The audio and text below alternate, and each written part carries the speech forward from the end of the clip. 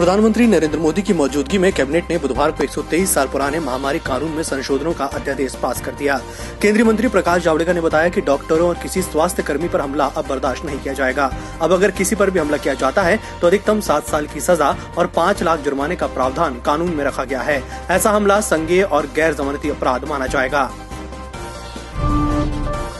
भारत में corona virus से संक्रमित लोगों की संख्या 20,412 पहुंच गई है, तो वहीं इस वायरस की चपेट में आने से 623 लोगों की मौत हो चुकी है। कोरोना की वजह से महाराष्ट्र में सबसे ज्यादा मौतें हुई हैं, तो वह ठीक होने वाले लोगों का आंकड़ा भी 3000 के पार पहुंच गया है। भारत इटली, जर्मनी और अमेरिका के साथ अब 20,000 वाले देशों की लिस्ट में शामिल हो गया है।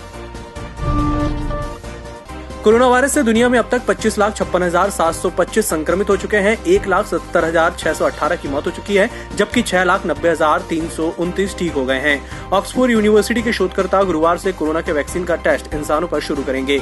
इसे ऑक्सफोर्ड यूनिवर्सिटी के शोधकर्ताओं ने बनाया है।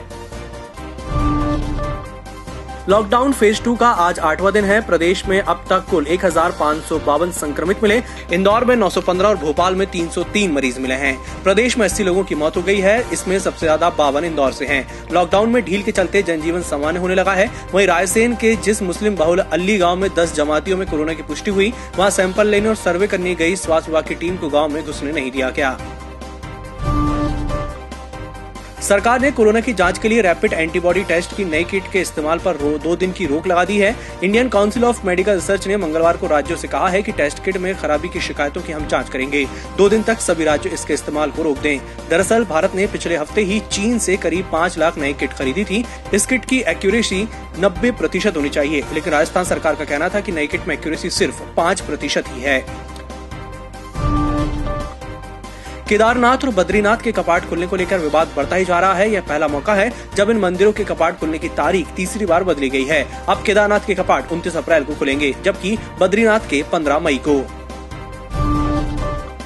फेसबुक मुकेश अंबानी की जियो में 43,574 करोड़ रुपए का निवेश करेगी। इस निवेश के बाद जियो में फेसबुक की हिस्सेदारी 9.99% हो जाएगी।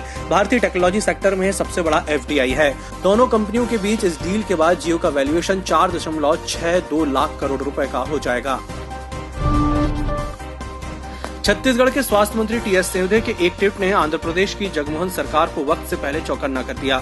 सिंहदेव ने ट्वीट कर जानकारी दी कि छत्तीसगढ़ देश भर में एकमात्र ऐसा राज्य है जिसने 75,000 रैपिड टेस्टिंग किट के लिए सबसे कम पैसों में सौदा तय किया।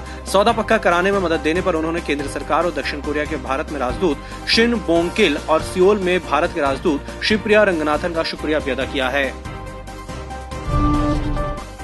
शेयर बाजार के आज दोनों प्रमुख सूचकांकों पर हल्की तेजी दर्ज की गई। शुक्रवार को बंबई स्टॉक एक्सचेंज का सेंसेक्स 70.21 अंक मजबूत होकर 40,356 के स्तर पर बंद हुआ। वहीं NSE का निफ्टी 23 अंक बढ़कर 11,895 के स्तर पर बंद हुआ।